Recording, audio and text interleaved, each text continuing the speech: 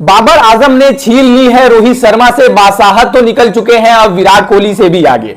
रोहित शर्मा और विराट कोहली से अपना ही सिर्फ आगे निकले हैं, बल्कि उन्होंने एक बड़े रिकॉर्ड में अपने नाम को दर्ज भी करवा लिया है। बाबर आजम एक ऐसे खिलाड़ी हैं जिनका इस समय जो पोजीशन है वो पाकिस्तानी क्रिकेट टीम में कहा जाए तो वो फिट नहीं बैठ रहा है, वो अंदर और बाहर होते रहते हैं। लेकिन इस बार जब वो टीम में आते हैं, यानी जब वो T20I टीम में वापस आते हैं, तो इस बार उन्होंने दूसरे मुकाबले में जैसे ही समथिंग वो कुछ 13 रन बनाते हैं, लेकिन उनको केवल 9 रन ही चाहिए होते हैं इस बड़े रिकॉर्ड में, और बड़े रिकॉर्ड को तोड़ने के लिए और इसमें अपना नाम दर्ज करवाने के लिए। और दूसरे मुकाबले में तो वो इस रन को इजी बना ही देते हैं और नॉट आउट रहते भी हैं, और इसके बदौलत वो बड़े रिकॉर्ड में अपने नाम को दर्ज करना ही सिर्फ करवाते हैं, बल्कि विराट कोहली रोहित शर्मा से काफी आगे भी निकल जाते हैं। कौन सा है वो रिकॉर्ड और क्या रिकॉर्ड में बाबर आजम ने विराट कोहली रोहित शर्मा को पीछे छोड़ा है, चलिए ये सारी चीजें जानते हैं। लेकिन तब तक अगर आप लोग भी यहां तक आ गए हो तो वीडियो को लाइक करके चैनल को सब्सक्राइब फटाफट से कर दीजिएगा। सबसे पहले अगर देखा जाए तो कल भारत वर्सेस ऑस्ट्रेलिया का मुकाबला खेला गया था, जहां पर ऑस्ट्रेलिया के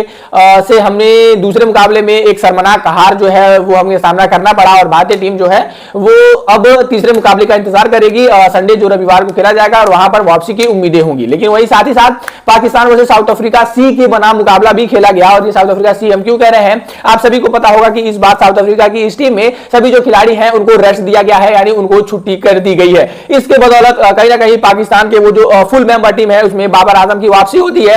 उम्मीद यही थी कि बाबर आजम यहां से स्कोर करेंगे, लेकिन पहले मुकाबले में वो 0 रन बनाते हैं, यानी डक पर आउट होकर चले जाते हैं। ऐसे तौर पर दूसरे मुकाबले में जब साउथ अफ्रीका की टीम केवल 110 रनों पर ही ऑल आउट हो जाती है, यानी दूसरे मुकाबले में इतना ज्यादा प्रेशर था नहीं, और बाबर आजम आते हैं और नॉट आउट 13 रनों की पारी खेलते हैं। ज्यादा बड़ी पारी उनको खेलने का मौका नहीं मिलता है, क्योंकि उतने ज्यादा जो रन नहीं थे, और उससे पहले शहब अयूब ने ताबड़तोड़ बल्लेबाजी भी कर दिखला दी थी। साथ ही साथ देखा जाए तो बाबर आजम ने 13 रन बनाने के साथ साथ जब उन्होंने इस पारी में अपना 8वें से 9वें रन की तरफ हो गए, तब वो बन गए T20I क्रिकेट की हिस्ट्री में सबसे ज्यादा जो रन बनाने वाले बैट्समैन। जी हां, बाबर आजम अपने आप में ही एक पाकिस्तान के कहें तो बहुत ही होनहार बल्लेबाज हैं, लेकिन कहीं ना कहीं उनकी फॉर्म कुछ सालों से 2 सालों से सही नहीं है, और वो पाकिस्तान टीम में अंदर या बाहर होते ही रहते हैं। ऐसे तौर पर अगर आप देखोगे तो पाकिस्तान की टीम में उनका अंदर और बाहर होना उनके इस रिकॉर्ड के लिए काफी ज्यादा दुविधा सी बन गई होती। अगर वो टीम में होते तो शायद ये रिकॉर्ड कभी का उन्होंने तोड़ दिया रहता, क्योंकि बाबर आजम,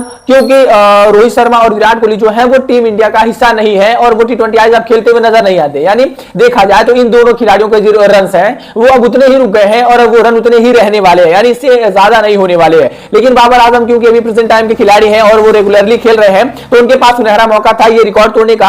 हालांकि उनको एशिया कप से और बहुत सारी T20I टीम से ड्रॉप कर दिया गया था, लेकिन अब जाके उन्हें फाइनली जब T20I टीम में वापसी मिली तो उन्होंने इस बड़े रिकॉर्ड में अपने नाम को दर्ज करवाया। दरअसल मैं बता दूं कि बाबर आजम के नाम T20I क्रिकेट में कुल 4234 रन है, और जब उन्होंने ये रिकॉर्ड बनाया तो उन्होंने रोहित शर्मा के रिकॉर्ड को तोड़ दिया। दरअसल रोहित शर्मा का रिकॉर्ड तो 4231 रन, यानी 4231 रन, और अब बाबर आजम जो है उनसे 3 रन जो है वो आगे बढ़ चुके हैं। यानी इससे पता चलता है कि रोहित शर्मा और विराट कोहली की जो बादशाहत थी वो वर्ल्ड क्रिकेट में कैसी थी, वो T20I क्रिकेट में कैसी थी। हालांकि देखा जाए तो भले ही बाबर आजम ने इस रिकॉर्ड में अपने नाम को दर्ज किया है, लेकिन इस तरीके का रिकॉर्ड बनाना मुझे नहीं लगता कि कोई बहुत ही ज्यादा बड़ी बात है। जहां पर रोहित शर्मा ने 142 के स्ट्राइक रेट के साथ ये 4231 रन बनाए हैं, तो वहीं पर बाबर आजम की अगर मैं बात करूं तो केवल और केवल 125 से 128 का इनका स्ट्राइक रेट है T20I क्रिकेट में। मैं ऑल ओवर बता रहा हूं, तो ये पता चलता है कि यार इस तरीके का 4000 क्या आप इस तरीके से 10,000 भी रन बना दोगे, क्योंकि T20I फॉर्मेट है, लेकिन आप T20I तो खेल नहीं रहे हो।